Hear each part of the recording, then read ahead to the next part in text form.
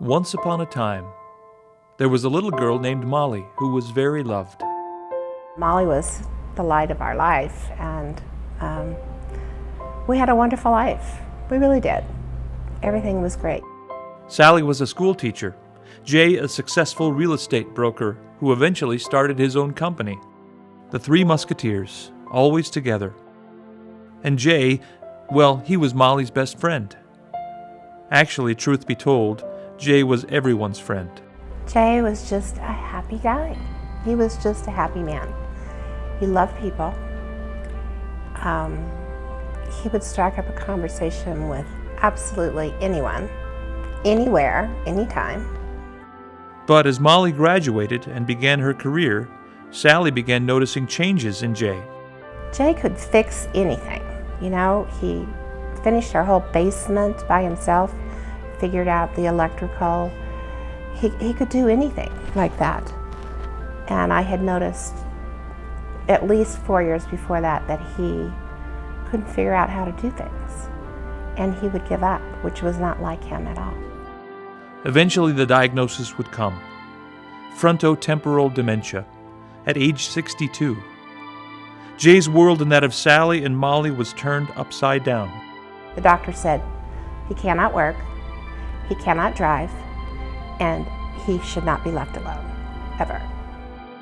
As you can imagine, the news crushed Molly. I was devastated. He was my best friend. I was terrified. I was angry. I was terrified. I was terrified. And I felt isolated, very isolated. Because the word dementia has such a stigma attached to it. And so I would share with my friends, the term frontotemporal dementia. And they would be, oh, I'm so sorry, what a devastating diagnosis. And I would never hear from them again. Now, those were the so-called friends. I have many, many wonderful friends who have been there to support us through this.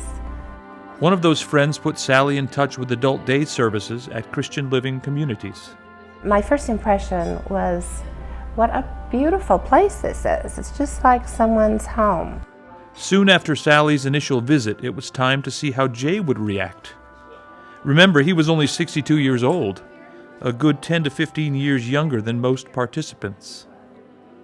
He looked around and he said, this looks like a nice place. Yeah, I'd like to come. For Adult Day Services Director Lori Williamson, Jay's visit was a game changer.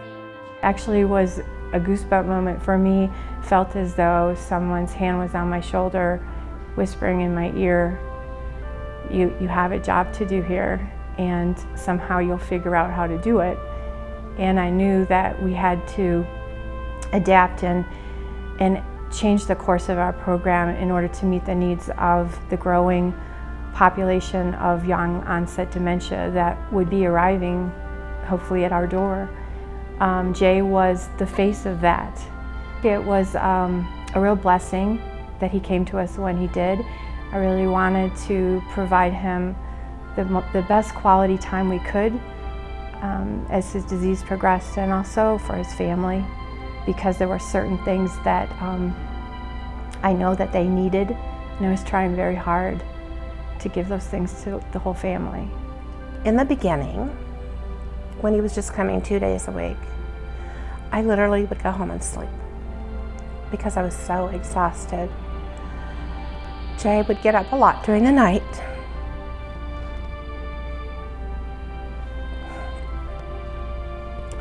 Well, I was sleep deprived, so I slept. But as he began to go, pretty soon 5 days a week, because he just loved it, then I was able to do other things. I could go out to lunch with a friend, and I could, take care of other business that needed to be done and not worry. I knew he was in good hands. Very quickly, I felt a lot better knowing that he was here and had a family outside of our family, and he felt normal, I think, being here and having fun and playing games and being active because he was such an active, energetic person. The now old friends reminisce about their time together.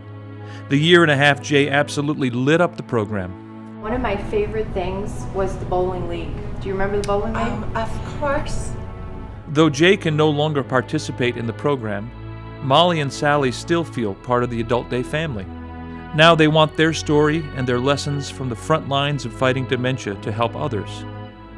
And they hope to show how having a friend, a partner like Christian Living Communities, makes all the difference in so many lives. You'll be surprised how good you feel after going down there. So much of their life has changed, and it gives them an opportunity to still have some quality of life. And I can't imagine what we would have done without it. The main thing I've learned is that it is what it is. And so you just put one foot in front of the other.